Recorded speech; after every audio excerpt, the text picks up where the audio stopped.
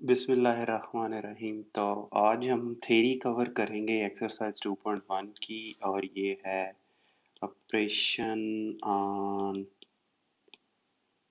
Sets, और दूसरा इसका पार्ट होगा वेन डायग्राम। इंतहाई आसान और इंटरेस्टिंग लेक्चर है आज का।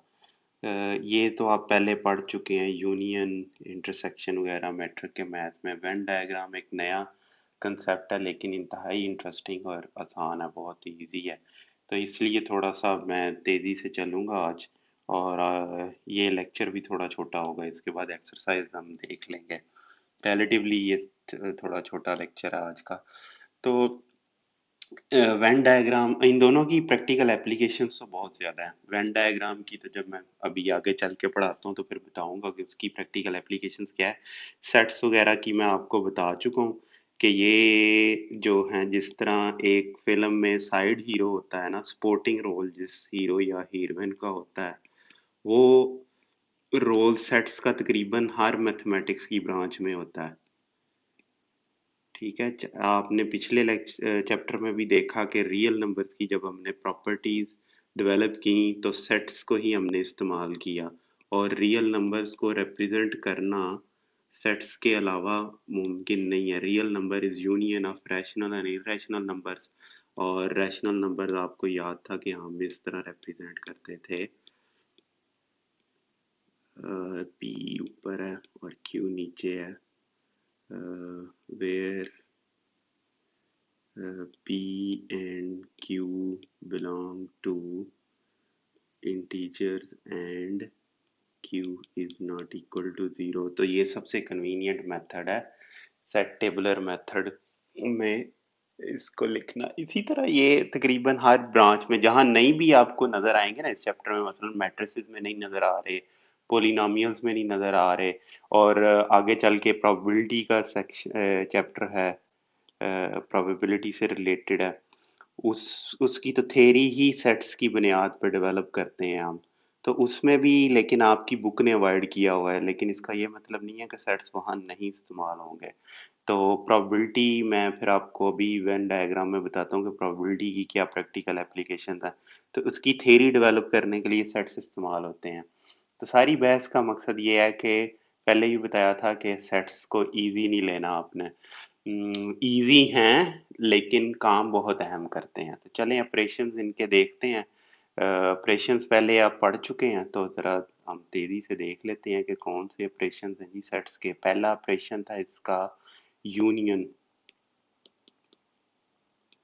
Union of two sets. तो कोई भी सेट्स अगर हैं उनका आप यूनियन लेंगे, मसलन ए एंड बी दो सेट्स अगर हों, तो ए यूनियन बी को हम लिख सकते हैं सेट टेबुलर फॉर्म में। अगर इसे लिखा जाए तो x belongs to A and x belongs to B, और सॉरी आर है, ये आर है, ये एंड है और ये आर है। यानी कि ये स्टेटमेंट ये कह रही है कि अगर दो सेट्स का यूनियन लिया जाए तो जो रिजल्टिंग सेट्स होगा वो ए और बी दोनों के एलिमेंट्स पर मुश्तमिल होगा। मुश्तरका एलिमेंट्स जो होंगे वो एक ही दफ़ा लिखे जाएंगे। आपको पता है कि सेट्स में रिपीटिशन नहीं होती और ऑर्डर भी मैटर नहीं करता, तो इसलिए फिर इसको इस फॉर्म में लिखा जा सकता है। इसकी एग्जांपल ये है कि फ़र्ज़ करें ए 1 और 2 है और बी 2 और 3 है, तो ए यूनियन बी होगा 1 2 2 3। तो 2 रिपीटिशन अलाउड नहीं है, और इसलिए 2 को एक ही दफ़ा लिखेंगे हम। तो ये आ जाएगा हमारे पास 3। तो इसी तरह पहले आप काफ़ी कुछ देख चुके हैं एग्जाम्पल्स की। मेरे ख्याल में क्वेश्चन भी आप मैट्रिक में हल कर चुके हैं, तो कोई ज़रूरत नहीं ज़्यादा इस पे बहस करने की। आगे चल के वेन डायग्राम में ये मज़ीद इस पर बहस हो जाएगी और मज़ीद इसको डिटेल में देख लेंगे। दूसरा ऑपरेशन है इंटरसेक्शन।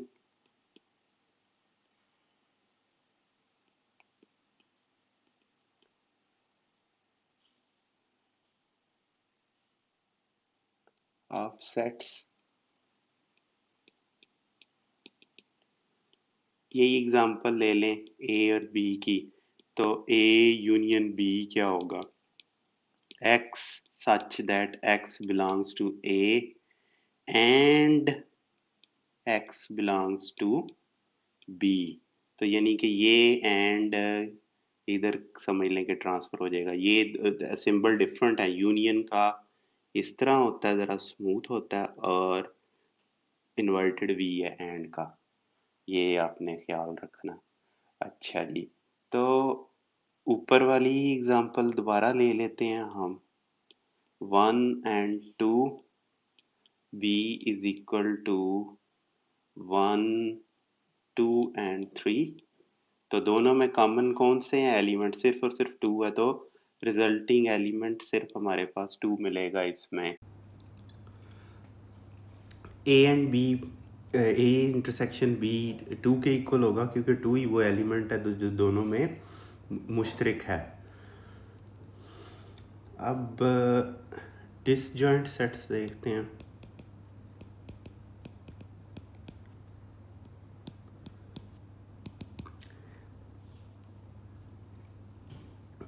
अगर दो सेट्स का intersection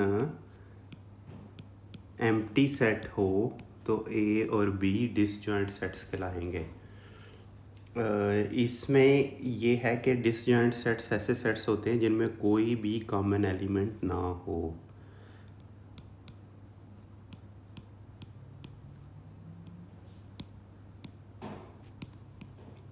which do not have a common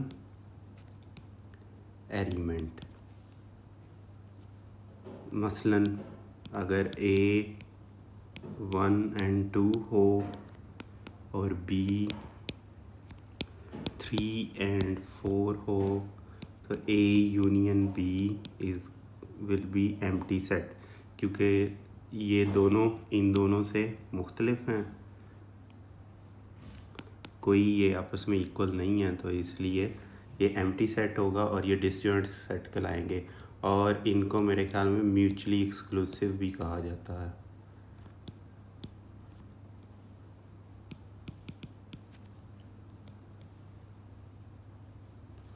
mutually exclusive sets.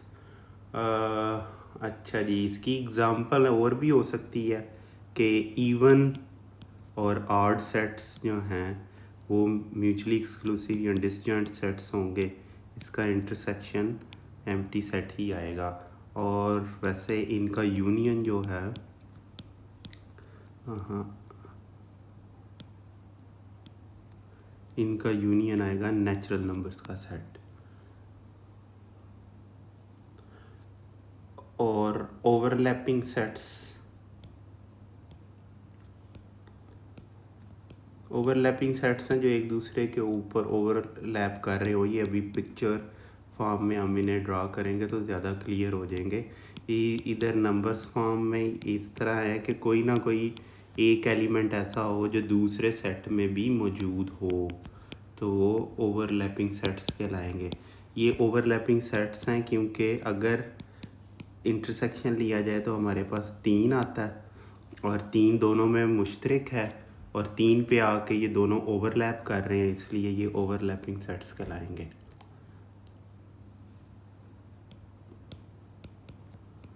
Complement of a set, universal set का कंसेप्ट आपको पता है।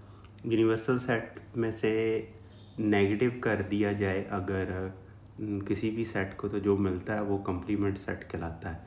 दूसरे अल्फाज में universal set is union of any set and it's complement, यहाँ इसको ए सी से भी रिप्रेजेंट किया जाता है। और यानी कि A C is the universal set minus क्या होगा, ए, ये कहलाता है। और इसको सिंबॉलिकली या सेट बिल्डर नोटेशन में इस तरह लिखा जा सकता है, x such that x belongs to U and x does not belong to A. तो इस केस में अगर यूनिवर्सल सेट नेचुरल सेट हो तो ई कम्प्लीमेंट क्या होगा, आड, और आड कम्प्लीमेंट क्या होगा, इवन।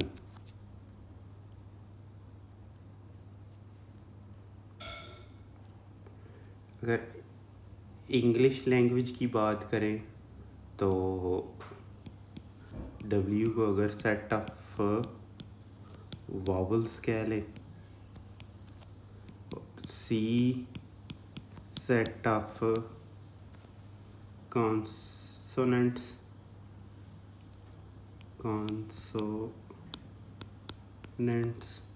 तो W कम्प्लीमेंट होगा C और C कम्प्लीमेंट होगा W अगर U अल्फ़ाबेट्स हों।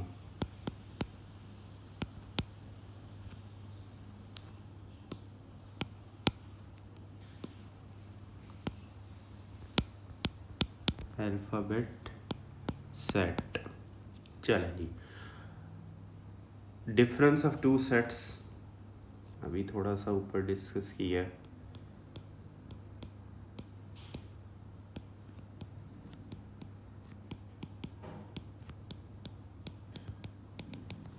डिफरेंस होगा कि जो एलिमेंट्स कॉमन हैं दोनों एलिमेंट्स में से वो सब्ट्रैक्ट हो जाएंगे जिस सेट से दूसरा सेट सब्ट्रैक्ट हो रहा है। मसलन a माइनस बी होगा कि जो जो कॉमन है a और b में वो a में से निकाल दिए जाएं तो जो बाकी बचेगा वो a माइनस बी होगा। मसलन इस केस में a अगर 1 एंड 2 है और b सिर्फ 2 है तो 2 कॉमन है दोनों में, तो 2 यहाँ से फिर सब्ट्रैक्ट कर देंगे तो a माइनस बी ये हमारे पास आ जाएगा। तो दूसरे अल्फाज में इसीलिए जब हमने यूनिवर्सल सेट अगर नेचुरल सेट्स के इक्वल है तो u माइनस E1 जो है वो आड के इक्वल होता है, क्योंकि u में से हम इवन सारे निकाल रहे हैं और यूनिवर्सल सेट माइनस आड हो जाएगा इवन सेट्स, क्योंकि इसमें से हम आड एलिमेंट सारे सब्ट्रैक्ट कर रहे हैं।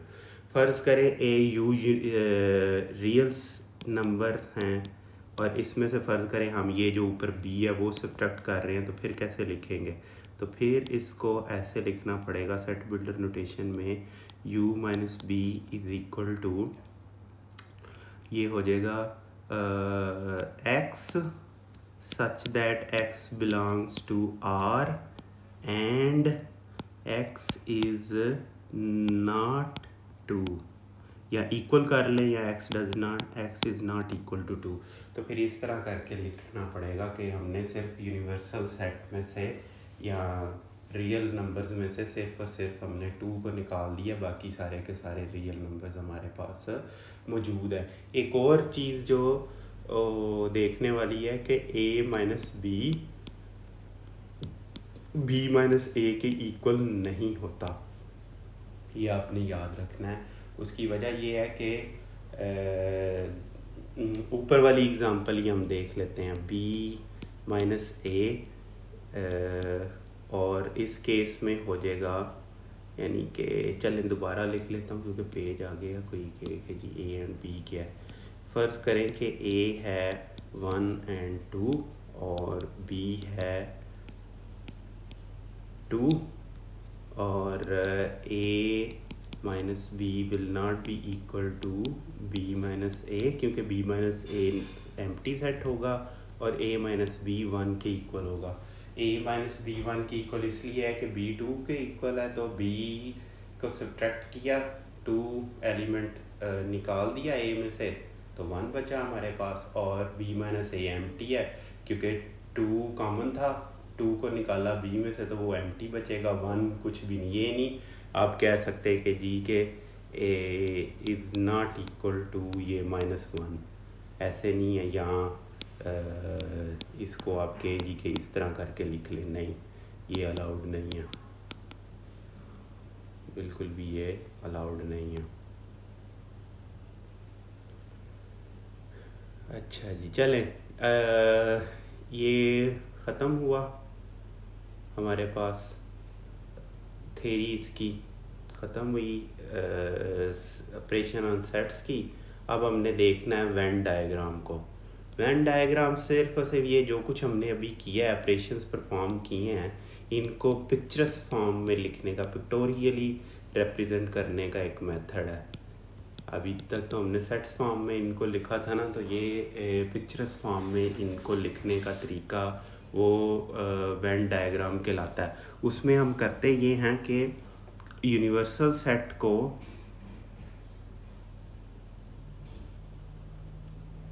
जी, ये एक यूनिवर्सल सेट है फ़र्ज़ करें, तो उसको हम रिप्रेजेंट कर लेते हैं इस तरह, और इसमें मौजूद हम ब्लैक ले लें,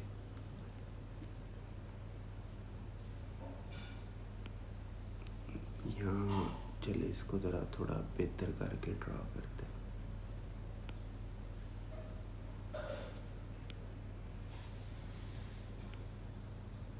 चलें, ये ए सेट है, ये जो रेक्टेंगल है ये यू सेट है, यूनिवर्सल सेट है। इसमें उसने इसके अंदर इसको लिखा हुआ यूनिवर्सल सेट, मैं इसको अप्रिशिएट नहीं करता कि यू को इसके अंदर लिख दिया जाए। उसकी वजह ये है कि फिर ये ए कम्प्लीमेंट जो है वो, और उसको यू के साथ फिर बंदा कंफ्यूज कर सकता है कि जी ये ए कम्प्लीमेंट और यू इक्वल है, जबकि ऐसा नहीं है। ये उसी केस में यू और ए कम्प्लीमेंट इक्वल होंगे जब ए एलिमेंट खुद एम्प्टी सेट होगा। तो ये वेन डायग्राम है। वेन डायग्राम में हम यूनिवर्सल सेट को एक रेक्टेंगल से, इस तरह एक रेक्टेंगल से रिप्रेजेंट कर लेते हैं। उस रेक्टेंगल को चले फिल किया हुआ मैंने इधर, ज़रूरी नहीं है कि आप फिल करें, कोई भी इसमें हो सकता है, कोई भी ये आप कलर इसको कर सकते हैं, लेकिन कलर हर दफ़ा करना मुमकिन नहीं है, तो चलें वाइट ही कर लेते हैं हम इसको। यू और ये जो एरिया है जो कि ए से बिलोंग नहीं करता, यानी कि ये हाँ ऐसे करना पड़ेगा, ये एरिया शेडेड एरिया जो कि इसके बाहर बाहर है, वो ए सी कम्प्लीमेंट है, यानी कि यूनिवर्सल सेट जो कि इस पूरी रेक्टेंगल को रिप्रेजेंट कर रहा है, उसमें से ए माइनस किया जाए तो ये जो शेडेड एरिया है हमारे पास वो आ जाएगा।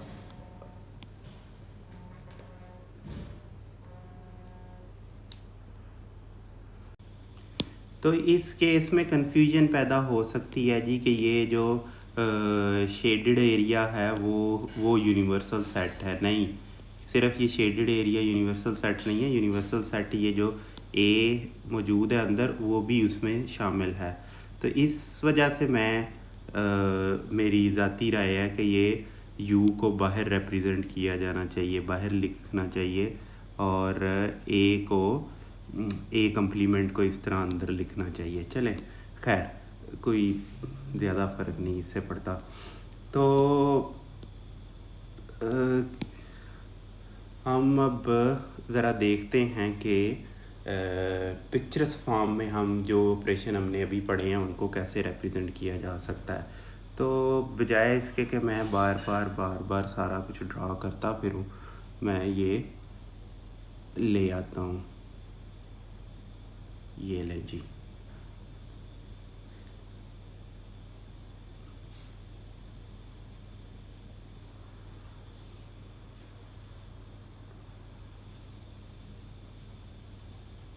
चले, ये आमने सामने उन्होंने रिप्रेजेंट कर दी हैं, तो मैं यहीं पे आपको सारा कुछ एक्सप्लेन कर देता हूँ, फिर इनको थोड़ा सा एनलार्ज कर लेंगे।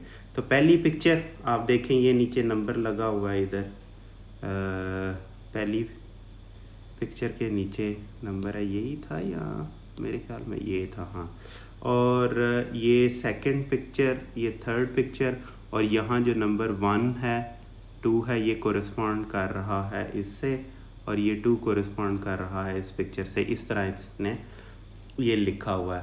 पहली पिक्चर में वो कह रहा है, यहाँ अगर आप पढ़ें, A and B disjoint sets हैं और ए यूनियन बी एम्प्टी है। तो साफ नज़र आ रहा है कि पहली पिक्चर में इस तरह है जी, ए एंड बी ये क्योंकि ओवरलैप नहीं कर रहे, ये यूनिवर्सल सेट है, ए और बी ओवरलैप नहीं कर रहे, कोई भी इनमें मुश्तरका एलिमेंट नहीं है, तो इट मीन्स के A and B will be empty. ये पिक्चर्स फॉर्म में हमने इसको रिप्रेजेंट कर लिया है। जो पहले हम सेट्स फॉर्म में लिखते थे वही चीज़ें हमने पिक्चर्स फॉर्म में हमने रिप्रेजेंट कर ली हैं, और ये वेन डायग्राम कहलाती है, वेन डायग्राम। अच्छा, इससे पहले कि मैं आगे चलूँ, मुझे याद आ गया वेन डायग्राम की एप्लीकेशन। ये प्रोबेबिलिटी में बहुत ज़्यादा इस्तेमाल होती है वेन डायग्राम, और प्रोबेबिलिटी में हम जो है मुख्तलिफ कंसेप्ट सेट्स के थ्रू रिप्रेजेंट करते हैं। बल्कि कह लें कि मुमकिन फ़र्ज़ करें एक हमने उछाला सिक्का, सिक्का की आपको पता है ना कि हेड आने की प्रोबेबिलिटी हाफ होती है, पी प्रोबेबिलिटी चांस जिसे कहते हैं वो 50% है, और प्रोबेबिलिटी ऑफ टेल इज़ 50%। तो उसमें जो सेट है सैम्पल, ये इस तरह हम इधर यूनिवर्सल सेट कह रहे हैं, उसमें सैम्पल स्पेस कहते हैं, सैम्पल सेट, तो उसको एच और टी से रिप्रेजेंट करेंगे। तो इस तरह यानी कि सेट्स को ऐसे रिप्रेजेंट किया जा सकता है। तो उस केस में अगर आप वेन डायग्राम बनाएंगे तो कोई इस तरह की बनेगी कि ये एस है और ये आप हेड और ये टेल, इस तरह रिप्रेजेंट किया जा सकता है। तो ये एक छोटी सी मैंने एग्जांपल दे के आपको ये बताया। और प्रोबेबिलिटी की एप्लीकेशन, प्रोबेबिलिटी बहुत ज़्यादा इस्तेमाल होती है। ये जितनी भी आपकी कम्युनिकेशन हैं उसमें प्रोबेबिलिटी इस्तेमाल होती है। क्यों? क्योंकि कम्युनिकेशंस जो भी आप करते हैं, आपको पता है कि सारी 0 और 1 की फॉर्म में, आप जो मोबाइल में डाटा एक दूसरे के साथ शेयर करते हैं, मोबाइल भी 0 और 1 लैंग्वेज ही जानता है, क्योंकि ये भी एक मिनी कंप्यूटर ही है। तो 0 और 1 जब सिग्नल जो आप टावर के साथ कम्युनिकेट कर रहे होते हैं, तो वो सिग्नल या 0 होता है या 1 होता है, और वो वोल्टेज से रिप्रेजेंट किया जा रहा होता है। हो सकता है कि ये +5 वोल्ट रिप्रेजेंट कर रहा हो 1 को, और -5 वोल्टेज रिप्रेजेंट कर रहा हो और 0 को। ठीक है, तो उस केस में फिर आप प्रोबेबिलिटी इस्तेमाल करते हैं कि जो डाटा हमारे पास ट्रांसफ़र होकर आया, क्या प्रोबेबिलिटी है कि 0 जो ट्रांसफ़र किया गया वो 0 ही था।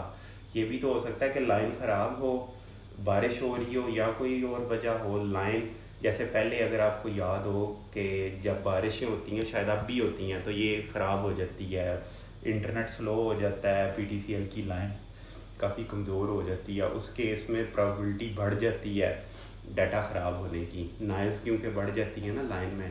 तो फिर उधर हम प्रोबेबिलिटी के एल्गोरिथम्स इस्तेमाल करते हैं कि क्या गारंटी है कि ये जो 0 हमें रिसीव हुआ है -5 वोल्ट, वो -5 वोल्ट ही था। ये ना हो कि उधर से 5 वोल्ट ट्रांसफ़र किया हो और इधर आते आते -5 हो गया हो, किसी भी वजह से, अर्थिंग की वजह से, कोई भी नॉइज़ की वजह से। तो वहाँ फिर प्रोबेबिलिटी के एल्गोरिथम्स वगैरह इस्तेमाल होते हैं। तो कहने का मकसद है कि टेली कम्युनिकेशन में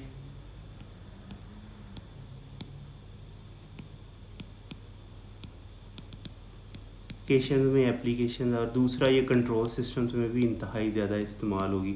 जब थेरी ही आपकी इनकी वजह से बिल्ड हो रही है वेन डायग्राम्स की बुनियाद पे, तो जब बुनियाद ही इस पे पढ़ रही है, तो इसका मतलब है कि इनकी बुनियादी अहमियत है इन सब्जेक्ट्स में। इसके अलावा और भी बहुत सारी एप्लीकेशन है, और कंट्रोल सिस्टम्स आपको पता है ये इस्तेमाल होंगे हर जगह। ये आपके मिसाइल्स जो हैं उसमें ये इस्तेमाल होंगे, और मेरे ख्याल में एक ही आप काफ़ी है, बाकी आप समझें। ये ऑटोमेटिक रोबोटिक्स में कंट्रोल सिस्टम बहुत ज़्यादा इस्तेमाल होते हैं। तो बाकी आप अब खुद समझदार हैं कि ये कहाँ कहाँ इस्तेमाल हो सकता है। ठीक है, तो ये इनकी एप्लीकेशंस हैं वेन डायग्राम्स और इन सब की। तो इनको कहने का मकसद है कि मतलब इनकी अहमियत को जानना आपने। इसको आपने ये दोबारा ले लेते हैं जी।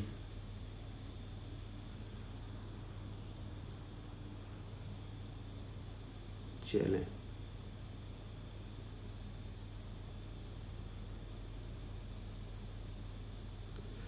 अच्छा जी, ए और बी डिसजॉइंट सेट्स हैं, वो पिक्चर से नज़र आ रहा है। ए जबकि दूसरी पिक्चर में हमें हमें नज़र आ रहा है ए और बी। इस पिक्चर में हमें साफ पता चल रहा है ए और बी ओवरलैपिंग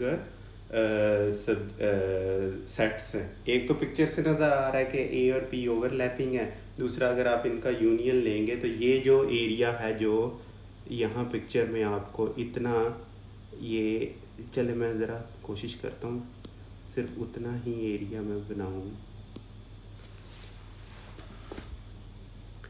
ये जो एरिया है इनके दरमियान ये है ना ओवरलैपिंग, जब ए और बी का आप यूनियन लेंगे तो ये आपके पास यूनियन में आ जाएगा, इसमें जितने भी एलिमेंट्स आते हैं, और बाकी हमें नहीं मिलेंगे, ठीक है। इसलिए we can say A and B are overlapping sets।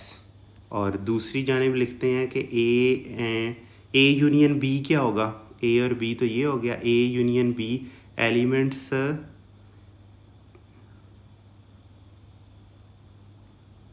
जो ए में हैं और बी में नहीं है, बी में है ए में नहीं है, in both A and B हैं, ठीक है। यानी कि वो कह रहा है कि कौन से एलिमेंट्स हैं पिक्चर से हम देखें। ये पार्ट 1 के हम पहले देखते हैं, पिक्चर में ड्रा कर लेते हैं। मैं ये ज़रा कलर चेंज कर लूँ। ये एलिमेंट्स थे ए के, ये सेट ए के एलिमेंट्स जिनको मैंने ग्रीन से रिप्रेजेंट किया है, जो कि ए में हैं और बी में नहीं है, ठीक है। और ये जो रेड कलर के, रेड या कलेजी कलर के हैं, ब्राउन से कलर के, वो ए और बी में मुश्तरक हैं। और किस तरह ब्लू कलर ले लें, चले ब्लू पे थोड़ा डार्क, ये वो हैं जो सिर्फ और सिर्फ बी में हैं और ए में नहीं है।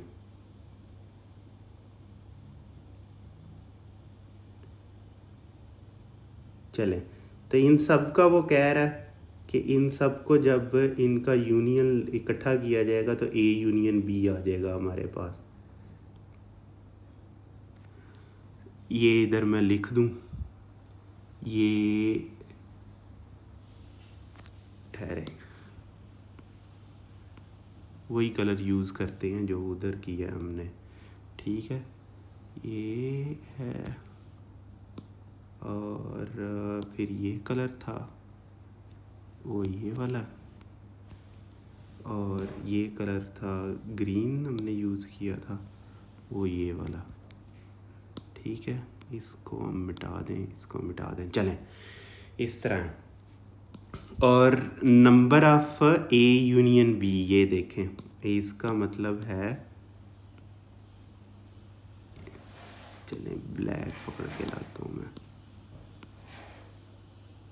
ये आप नीचे देखें, यहाँ और इधर ले आते हैं, ये देखें, ये क्या कह रहा है कि नंबर, इसका मतलब है number of elements in A union B is equal to number in A में तो फिर सारे ही आ जाएंगे जो बी में भी मुश्तरक होंगे, और नंबर इन बी तो फिर उस केस में हमें माइनस करना पड़ेगा ए यूनियन बी को, क्योंकि ये जो एरिया ऊपर ब्राउन में ये एरिया था, ये ब्राउन वाला एरिया वो 2 दफ़ा ऐड हो जाएगा जब ए और बी के नंबर हम लेंगे, तो फिर उस एरिए को जो कि ए यूनियन बी से रिप्रेजेंट हुआ है सब्ट्रैक्ट करना पड़ेगा, तो फिर वो सब्ट्रैक्ट करके उस एरिए से हमने जान छुड़वाई है।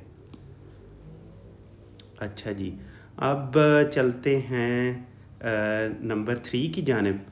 नंबर 3 में वो कह रहा है,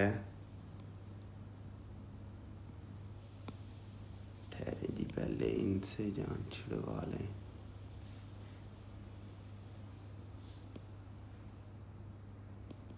चले नंबर 3 ए इज़, क्योंकि नंबर 3 में आप देखें इस डायग्राम में ए पूरे का पूरा बी के अंदर मौजूद है, उसकी वजह से A is subset of B, क्योंकि ए में जितने भी एलिमेंट्स हैं वो बी के भी एलिमेंट्स हैं, तो A is subset of B. तो उस वजह से ए यूनियन बी क्या हो जाएगा, सिर्फ और सिर्फ बी आएगा हमारे पास। तो वही उसने यहाँ लिखा है 3 के सामने, और number of elements in A union B is equal to number of elements in B, यानी कि ए और बी के यूनियन में जितने एलिमेंट्स हैं उतने ही बी में एलिमेंट्स हैं। तो ये पिक्चर से साफ वाज़ेह है। यही पिक्चर 4 में सिर्फ ए और बी आपस में रिवर्स हुए हैं, तो इधर भी ए और बी आपस में रिवर्स हो जाएंगे। पिक्चर 5 में देखें, पिक्चर 5 में नज़र आ रहा है कि ए और बी आपस में डिसजॉइंट्स हैं, जैसे कि ऊपर थे पिक्चर 1 में। लेकिन अब उसने क्या किया है, अब उसने इंटरसेक्शन ले लिया है। पहले वो बता रहा था यूनियन, पहली लाइन में उसने बताया, ये पहले 1 to 4 पिक्चर में यूनियन बता रहा है, इधर अब इंटरसेक्शन बता रहा है, फिर नेगेटिव बताएगा, फिर बी माइनस ए बताएगा, पहले ए नेगेटिव बी बताएगा, फिर बी नेगेटिव ए बताएगा। तो उस केस में हम देख लेते हैं जी, पिक्चर 5 देखें, A union B is empty, ज़ाहरी बात है A union B is empty, number of elements in A union B 0 ही होंगे, क्योंकि जब ए यूनियन बी एम्प्टी है तो उनमें एलिमेंट्स भी 0 ही होंगे। अच्छा, अब यूनियन अगर ओवरलैपिंग न, पिक्चर 6 की तरफ देखें, इस पिक्चर को देखें, पिक्चर 6 में A union A intersection B non empty set होगा, जो कि इधर लिखा हुआ है। अच्छा, तो उनका जब इंटरसेक्शन लेंगे, A union B contains the elements which are in A and B, ठीक है। अब इसको इसने नंबर्स फॉर्म में नहीं लिखा, इसको अगर नंबर्स फॉर्म में लिखें कि A number of A intersection B is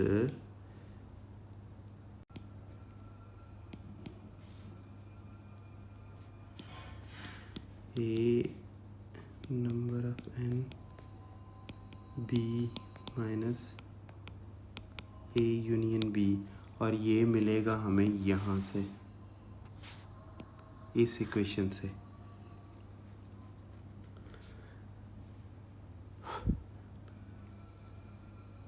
और पिक्चर 7 में अगर आप देखें तो A is subset of B,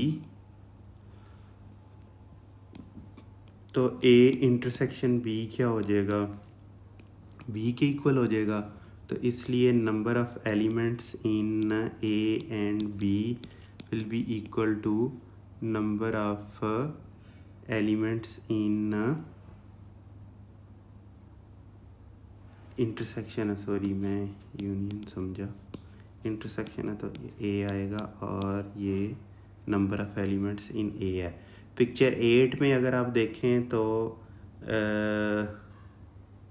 B is subset of A intersection B is B, इसलिए number of elements in A union B will be equal to number of elements in B. ये हमें मिल जाएगा answer इसका। Picture 8, अच्छा लिख लें इधर जी, ये पिक्चर 8 है, ये पिक्चर 7 थी, ये पिक्चर 6 थी, और पिक्चर 5 इधर मौजूद नहीं है। तो आगे चलते हैं, या इसी को रब कर देते हैं।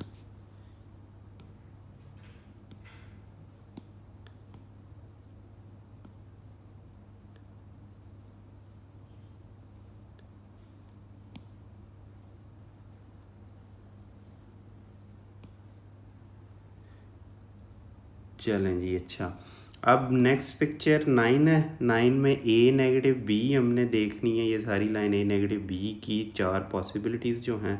पहली में ए नेगेटिव बी ज़ीरो होगा क्योंकि ए और बी डिसजॉइंट्स हैं। ये पिक्चर आप देख लें, ए और बी डिसजॉइंट्स हैं। तो ए नेगेटिव बी सॉरी ये ए के इक्वल होगा, डिसजॉइंट्स है ना, तो ए में से कोई एलिमेंट भी बी नहीं निकाल सकेगा, तो ए ही हमें मिल जाएगा। तो ए नेगेटिव बी हमारे पास इसमें जो नंबर ऑफ़ एलिमेंट्स आएंगे वो ए एन के ही इक्वल होंगे। दूसरी केस में ए और बी ओवरलैपिंग है, तो इट मीन्स कि ए नेगेटिव बी में से वो एलिमेंट्स निकल जाएंगे जो बी और ए में मुश्तरक हैं।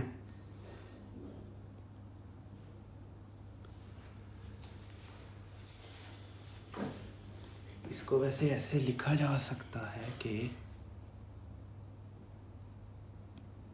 ए नेगेटिव ए इंटरसेक्शन बी, इसको ऐसे भी लिखा जा सकता है।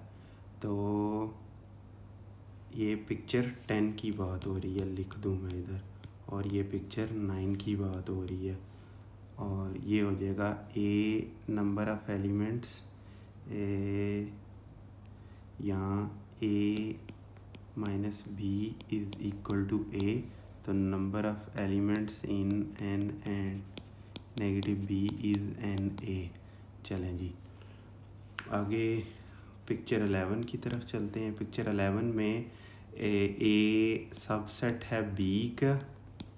ये पिक्चर 11 पे कंसंट्रेट करें ना, ए आपको बी के अंदर नज़र आ रहा है, तो ए सबसेट है बी का, तो लिखा जा सकता है ए इज सबसेट ऑफ बी। और ए नेगेटिव हमने फाइंड आउट करना ना, तो ए नेगेटिव बी क्या हो जाएगा, एम्प्टी सेट आ जाएगा, क्योंकि ए में से सारे के सारे एलिमेंट्स निकल जाएंगे क्योंकि वो सारे के सारे बी में मौजूद हैं। तो ए नेगेटिव बी ज़ीरो की इक्वल आ जाएगा क्योंकि ए नेगेटिव बी एम्प्टी सेट है। पिक्चर 12 की जानिब देखें आप, बी अब इन साइड है ए के, तो ए नेगेटिव बी क्या हो जाएगा, ये नॉन एम्प्टी नहीं, नेगेटिव तो हम फाइंड आउट नेगेटिव ही कर रहे हैं, लेकिन B will be subset of A, तो ए नेगेटिव बी क्या होगा, ये नॉन एम्प्टी आएगा, तो ए नेगेटिव बी में जो नंबर होगा वो ए में से बी वाले नंबर्स हम निकाल देंगे टोटल के टोटल, क्योंकि बी फुली ए के इनसाइड है। अच्छा जी, अब हम देखते हैं प्रॉपर्टी 12 और प्रॉपर्टी 13th पिक्चर देखें, वो ये है। फिर डिसजॉइंट्स हैं, बी माइनस ए हमने फाइंड आउट करना है, तो ए और बी आर डिसजॉइंट्स, तो बी माइनस ए क्या होगा, कोई भी एलिमेंट उनमें से नहीं निकाल सकेगा, तो इसी के इक्वल होगा एन बी ए, एक्सक्यूज़ मी, अल्हम्दुलिल्लाह, एन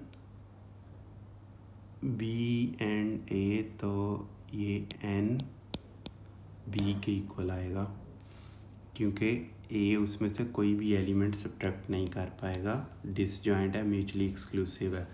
पिक्चर 14 की तरफ देखें, A and B are overlapping, ठीक है, तो ए माइनस बी किसके इक्वल आएगा, ये आएगा A negative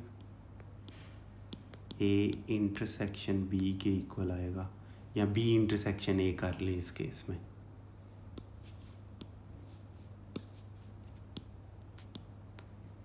B intersection A के, और ये आएगा एन बी यहाँ भी हमने गलत किया है ना, हमने b माइनस ए फाइंड आउट कर रहे हैं ना कि a माइनस बी।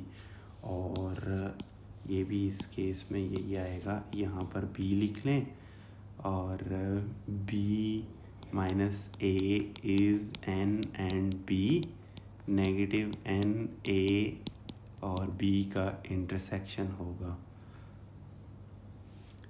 आगे 15th है a is b, a is subset of b, क्योंकि a फुली इनसाइड है b के, और b minus A is empty, n B minus A क्या होगा, क्योंकि जब b में से इज़ नॉट एम्प्टी आएगा ये, क्योंकि जब b में से a को माइनस करेंगे तो a के एलिमेंट्स निकल जाएंगे और b के एलिमेंट्स रह जाएंगे, तो वो एम्प्टी नहीं होगा, और ये आएगा n B minus number of elements in a। अब चलते हैं पिक्चर 16 की जानिब। ये पिक्चर 16 है। पिक्चर 16 में a fully inside, b fully inside है a के, तो a is subset of proper, बल्कि सबसेट ऑफ b है, a है, b is proper subset of a, और b minus a is empty set होगा, क्योंकि b में से जब a को सब्ट्रैक्ट करेंगे तो वो b के सारे एलिमेंट्स ख़त्म कर देगा। तो b number of elements in b minus a will be 0। ये था जी।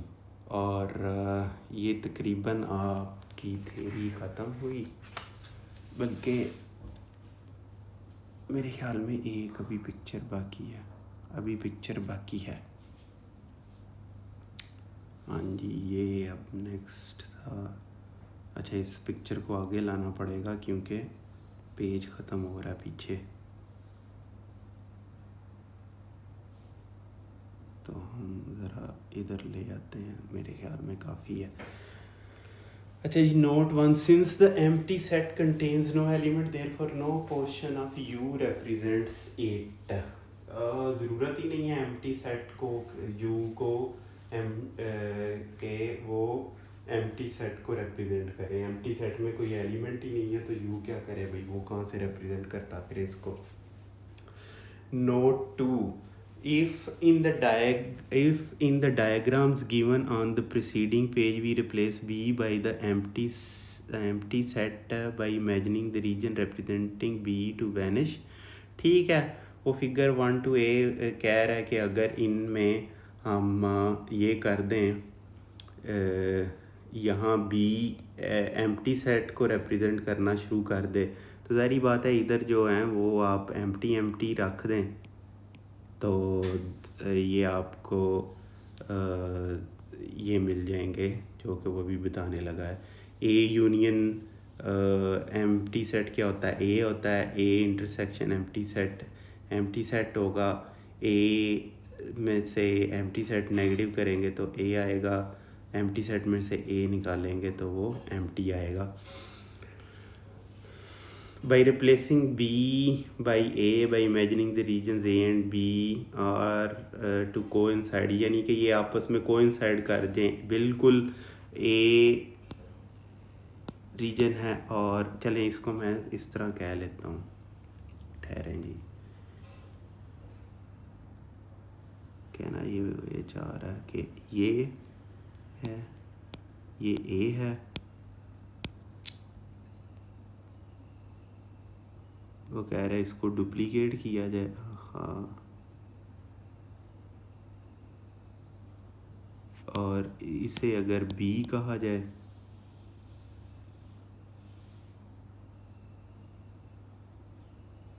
इस तरह करके,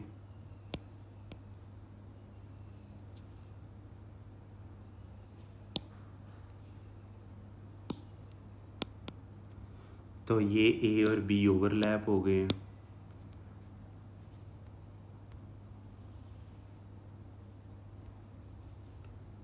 ठीक है, वो ये कह रहा है कि इस तरह अगर ए और बी ओवरलैप हो जाए, ये बी है तो क्या होगा जी, तो A union A will be A intersection A will be A negative A will be phi, यानी कि स्पेशल केसेस इस केस में वो रिप्रेजेंट कर रहा है, जो कि बिल्कुल ही कॉमन सेंस है, इसमें कोई ज़्यादा एक्सप्लेन करने की ज़रूरत नहीं है. Again by replacing B by U we obtain the results A union universal set will be U, A intersection universal set will be A. Figure 7 में ये दिया हुआ है A negative U will be phi और universal set negative A will be A complement. When diagrams are useful only in case of abstract sets whose elements are not specified. It is not desirable to use them for concrete sets, although this is erroneously done even in some foreign books. किया तो जा सकता है ना, ठीक है. वो कह रहा है कि जब ए और बी के एलिमेंट्स ना बताए गए हों तो तब हम वेन डायग्राम्स प्रेफर करते हैं रिप्रेजेंट करना, लेकिन it is not desirable to use them in concrete sets. जब ए के एलिमेंट्स हमें मौजूद पता हों तो, लेकिन कुछ फॉरेन बुक्स में वो इस तरह किया जाता है. मेरा नहीं ख्याल कि ये कोई इतना अहम पॉइंट है. I do not tend to agree with him. ज़रूरी नहीं है. इसका ये कहना चाहिए कि ये ज़्यादा यूज़फुल उस वक्त हैं जब एब्स्ट्रैक्ट सेट्स हों. एब्स्ट्रैक्ट सेट्स का मतलब है जिनकी एलिमेंट्स नहीं पता, जनरली किस रिप्रेजेंट कर रहा है. मसलन इस केस में हमने कहा कि कोई भी सेट ए है, इसके हमने एलिमेंट्स नहीं डिफाइन किए.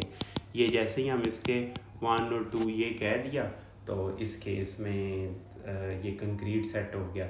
लेकिन मैंने एग्जांपल दी थी आपको अभी कि ये फ़र्ज़ करें यूनिवर्सल सेट है तो इस तरह इवन और ऑड को रिप्रेजेंट किया जा सकता है, क्योंकि ये नेचुरल यूनिवर्सल सेट इस केस में नेचुरल सेट्स है और इन दोनों का यूनियन ये है, तो कितना अच्छा रिप्रेजेंट हो रहा है इधर. ये कोई इतना जानदार पॉइंट नहीं है इसका, लेकिन खैर चले ठीक है. ये थेरी इसकी ख़त्म हुई. नेक्स्ट हम एक्सरसाइज करेंगे. एक्सरसाइज भी इंतहाई आसान है और नेक्स्ट लेक्चर में हम वो कवर करेंगे. चलें इजाज़त दें. अल्लाह हाफिज़. फीडबैक से आगाह कीजिएगा, दुआओं में याद रखिएगा.